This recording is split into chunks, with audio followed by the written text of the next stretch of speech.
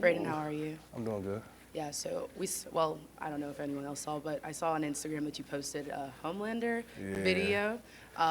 I guess just after Saturday's game, what kind of, how did you overcome that adversity from that week 1 loss and into this week 3 win?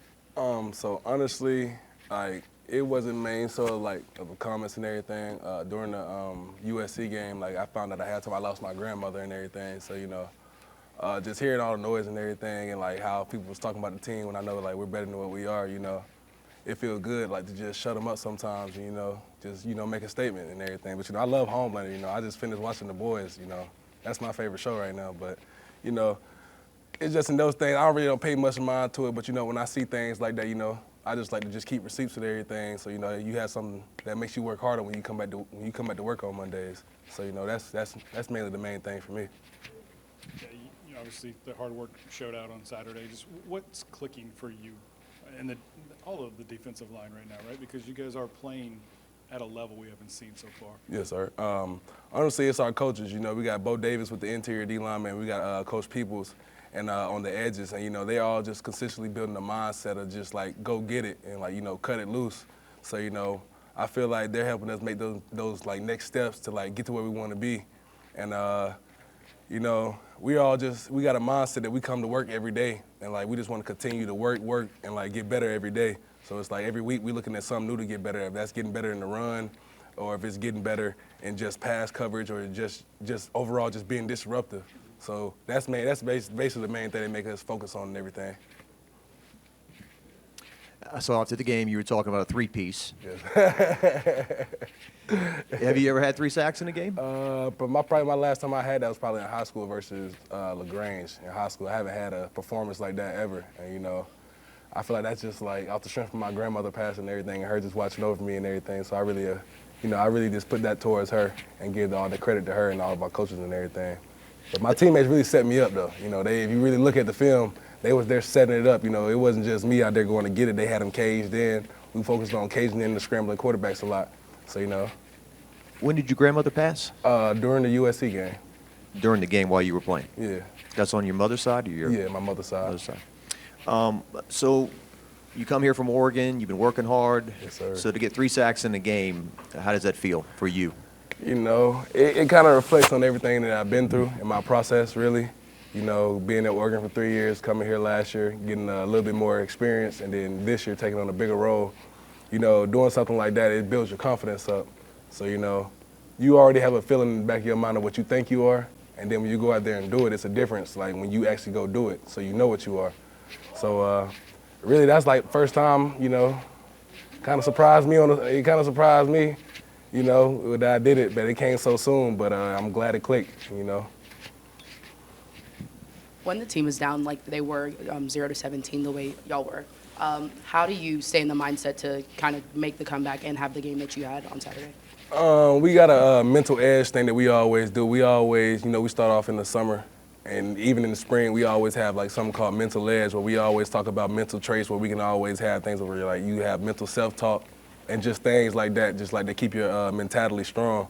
And it's like, as a team, we came together as an offense and defense. If y'all saw like late in the game, when the offense was up, the defense was right there with them. When the defense was up, the offense was like up there with us. So it was really a connected thing. Like we're a real connected team.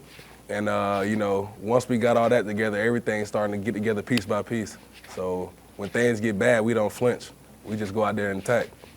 You talked about creating havoc, that's the term Brian used, right? And playing fast. I guess is the idea that just even if you're making a mistake, you're doing it 100 miles an hour and you can correct faster too? Yes, sir. That was a big emphasis last week that we had, just don't be scared to make mistakes. Just go out there and just go. And I feel like we really went out there and just said, hey, we're going to make mistakes, but just after that, just keep on pushing. We went down 17-0. Nobody hung their heads. Nobody's barking at each other. We said, hey, let's get this stop. Hey, offense, let's go punch it in. Everybody just have a right mindset. And I think that's what we've been missing for a long time. And it's just like we finally have a mindset that like, hey, whatever happens, just keep pushing, keep fighting. This week, the corrections with the run fits, when you look at that, is that guys maybe trying to make a play, maybe getting out of their spot, and that's why we're seeing the big, long rushing touchdowns? I don't think nobody's purposely just trying to make a play. I just think it just get like things like fatigue and everything, where like guys get tired and everything. But like it's not nobody's just purposely trying to just make a play. We all playing for each other, you know, and everybody is trying to do their job. It's just you gonna mess up time to time, but it's just you can't keep messing up on it twice. Just you mess up on it one time, come back the next time and do it right. You're supposedly a big favorite this week, but like 24.5 points. That's what Vegas says. But when you see a game like Georgia and Kentucky, does that kind of prove how crazy college football is and to not overlook anybody and keep you focused? I think it proves that like you just can't overlook an opponent for real, you know. And honestly, it's like you don't really like look at the other team and like see what they play. It's like if you turn on the film and like you look at it, you really know what you're going against. So I don't really think it's like based off of like if they play another team and everything. We don't really focus on that. We really just focus on ourselves, honestly. How frustrating is it or motivate you when you're playing consistent defense and then there's a 70-yard run like that? Hey, it's frustrating, but at the same time, it's like when it happens, you know what you're doing wrong and you know what you got to fix. So it's like Coach Baker said this week, like we're so close to being there. Like it's like just one thing that's there that's missing that's just stopping it. And like once we get that, it's gonna be a long ride.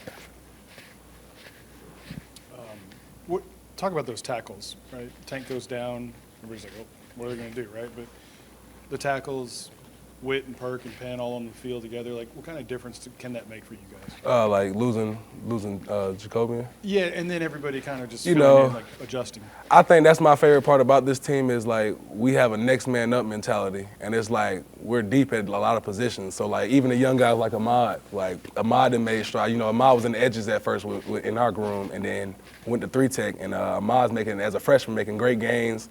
We got a lot of guys that have stepped up. That's just trying to fill in that void with Tank, and they're doing a great job at it. But it's like, it's not really frustrating because we got guys with skill sets in here that's just trying to prove themselves just like everybody else is around the nation. So it's like when they're there, they're making plays as well. Got time for one more, guys. One more.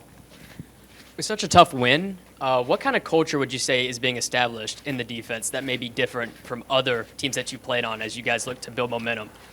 I say gritty. I say we're trying to be nasty. We're trying to be violent, dominant, and we all trying to fly to the ball. I know you see like if somebody break a long run, we're all trying to like somehow trying to get there. I think that's what we're really trying to just be a violent defense, bring back that old LSU defense that everybody loved. That you just running through somebody's helmet, you just running through somebody's face every time. That's our main thing.